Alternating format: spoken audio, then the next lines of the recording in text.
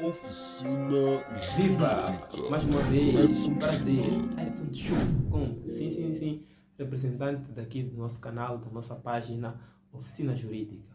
Bom, dando sequência, sempre dando sequência. Por que eu digo isto? A semelhança daquilo que acontece, presumo que boa parte faz. Não é? Não que eu queira vangloriar, mas eu faço. Que é, acordou, não é? Levantou da cama, foi à casa de banho, se necessário vai satisfazer certas necessidades, satisfeitas essas necessidades para a repetição, damos início àquilo que são os nossos planos diários, não é? Então, a oficina jurídica também tem que estar nesta sequência. Tivemos a nossa aula número 2, onde atrelamos a aula número 1, mas na aula número 2 mereceu especial atenção para a proteção coativa, não é? Explicamos como é que ela funciona, e ficou a promessa da oficina jurídica por intermédio da aula número 3, que é esta, assinala bem, não esquece, esta aula número 3, não é? Ficou aqui a promessa de trazermos a divisão da proteção coativa, exatamente, a proteção coativa divide-se, ou seja, eu tenho o braço direito e tenho o braço esquerdo, tenho uma orelha direita e tenho uma orelha esquerda, tenho um olho direito e um olho esquerdo, está tudo dividido. Olha que essa divisão é de um lado e do outro lado, ou seja, são duas divisões. A proteção coativa assemelha essa divisão que eu tenho da direita e da esquerda. Sim. Por quê? Porque a proteção coativa pode ser vista em dois sentidos. O primeiro sentido é que a proteção coativa, assumindo, mas espera, sem pressa, calma, coloca o pé no travão, depois vamos colocar o pé no acelerador, assumindo que você já tem conhecimento do que é a proteção coativa. Ela pode ser vista em dois sentidos. Quais são? O primeiro sentido é nada mais, nada menos que este termo, nada mais, nada menos, eu vamos lá, não diria roubei, furtei também, acho que não, mas é de um professor, né, brasileiro que eu admiro bastante, e eu disse no vídeo passado que a TV Justiça, querendo também podem, é que este aqui é o termo correto, esta, são essas circunstâncias, são esses cenários que nós passamos quando pretendemos comunicar. Então, eu sugiro que possam verificar a TV na Justiça, tem bons temas. Mas dando continuidade à nossa aula, né, os sentidos da proteção coativa. O primeiro sentido é no sentido repreensivo. Sim, repreensivo, uau, Edson. Afinal, o que é repreensivo? Repreensivo, o próprio nome já diz. Repreensivo, afinal de contas, quando é que o Estado vai agir? Não é? Vamos lá, numa situação em que houve consumação de um ato ilícito. Por exemplo, eu, Edson, né, celebrei um negócio, um contrato de compra e venda com o Carlos. O Carlos tem uma viatura e o Edson tem um dinheiro. Né? Por confiança, o Carlos entrega a viatura ao Edson. E o Edson prometeu, né, ao Carlos que faria o pagamento na segunda-feira. Chegado segunda-feira, o Edson não faz o pagamento daquela viatura. Uma semana, 2 semanas, após várias interpelações, o Edson não se predispõe a fazer o pagamento do valor, mas já está a fruir, já está a utilizar daquele bem. Naturalmente que aqui há consumação de um ato que coloca o Carlos numa situação de prejuízo e o Edson sai em vantagem porque utiliza um carro, não é, que pertence a uma outra pessoa sem ter feito o pagamento do valor ou do preço que foi acordado no contrato de compra e venda. Então, numa situação como esta, não faria sentido, faz mais sentido solicitar a intervenção do Estado no sentido de proteger de forma repreensiva a norma jurídica. Qual seria a norma jurídica? Estamos a falar de um contrato de compra e venda. Naturalmente, que a norma que vai reger esta relação estabelecida entre o Edson e o Carlos são as normas do contrato de compra e venda. Ou seja, aquele que compra tem a obrigatoriedade de receber e aquele que vende tem a obrigatoriedade também de receber o valor correspondente ao bem vendido e por aí vai. Sem querer complicar, porque as nossas aulas é de direito de forma descomplicada. Reparem que o Edson já violou.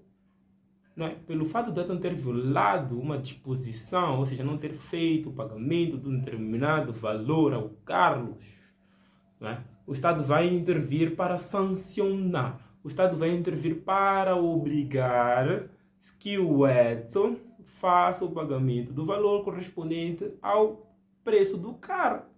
Então, é a proteção que as normas jurídicas têm. diferente de uma outra relação. A norma jurídica tem esta proteção porque o Carlos pode recorrer a uma entidade pública e para o nosso caso em concreto, esta entidade pública é nada mais, nada menos que o tribunal, mas não o doutor Efigênio, né, das dívidas ocultas, porque lá o processo é diferente, é recorrer ao tribunal. E o tribunal, mediante a proteção coativa, né, que é a utilização de força, vai obrigar com que o Edson faça o pagamento do carro.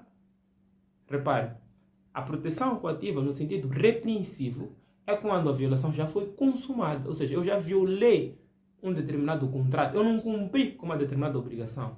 Então vai-se solicitar a intervenção do Estado por conta desta proteção que as normas jurídicas têm, mas no sentido repreensivo, que é para obrigar o pagamento e, se possível, aplicar certas sanções. Então é repreensivo. Agora, mas é assim, sim, acredito que já entendemos o que é repreensivo. Posso até acrescentar mais. O repreensivo pode ser também numa situação lá de casa, não é?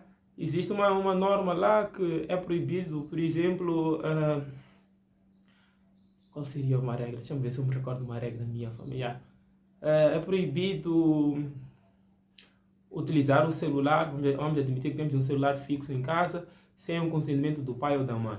O que acontece é que o Joãozinho, espertinho, malandrinho, utiliza o celular. Ou seja, o Joãozinho já violou aquela disposição, aquela norma dentro que é simplesmente o que tem só o espaço de regulamentação naquela casa. O Joãozinho violou. Ao ter violado aquela norma, aos pais de Joãozinho, só lhes resta fazer o quê? Aplicar uma sanção, sancionar o Joãozinho, que pode ser uma semana sem internet, uma semana sem o PlayStation e por aí vai. Então é a proteção que aquela norma tem, mas no sentido repreensivo, que é repreender. Vamos para o sentido preventivo. Sim, preventivo porque o nome já diz tudo, é prevenção. Quando tem-se recomendado com que as pessoas tenham que utilizar, por exemplo, os preservativos, as pílulas e por aí vai. É no sentido preventivo. Prevenir o quê? A contaminação do HIV e outras doenças sexualmente transmissíveis. É prevenir. O direito funciona à semelhança desta prevenção que nós encontramos para os métodos criados no sentido de proteger a contaminação e a propagação do HIV-Sida e por aí vai. Sim, é prevenir. Vamos para uma situação em que o Edson tem o direito do uso e aproveitamento de terra, porque em Moçambique a terra não se vende, pertence ao Estado. Ao particular simplesmente é atribuído o direito de utilizar aquele espaço. Eu tenho o direito de utilizar uma parcela de 20 por 40. Tenho lá o meu direito, sim. Foi-me reconhecido, está tudo documentado. Nós chamamos de doate. Está ali. O que acontece é que Joãozinho, como sempre, Joãozinho malandro, né, vem e pretende manifestar o direito, ou seja, pretende erguer um imóvel no espaço que eu tenho o direito de uso e aproveitamento. Né? O que acontece é que eu vejo movimento estranho. Eu recebo uma chamada da pessoa que contratei para poder zelar pela segurança dos bens que eu coloquei lá no espaço. Eu recebo uma chamada a dizer: opa, chefe, aí é sabem que nós utilizamos esse termo. Boss, patrão. Patrão tem o nosso músico que é MC Roger, gosta muito de utilizar. Diz que patrão é patrão. Então tem uma passagem da música dele que ele diz: não faz confusão, abre a porta, patrão é patrão. Então o empregado liga: patrão, aqui o senhor tem pedreiros, tem empreiteiros, estão a fazer um muro e estão a vedar o espaço. Reparem que o direito não foi violado na sua plenitude. O meu direito de uso e aproveitamento daquele espaço.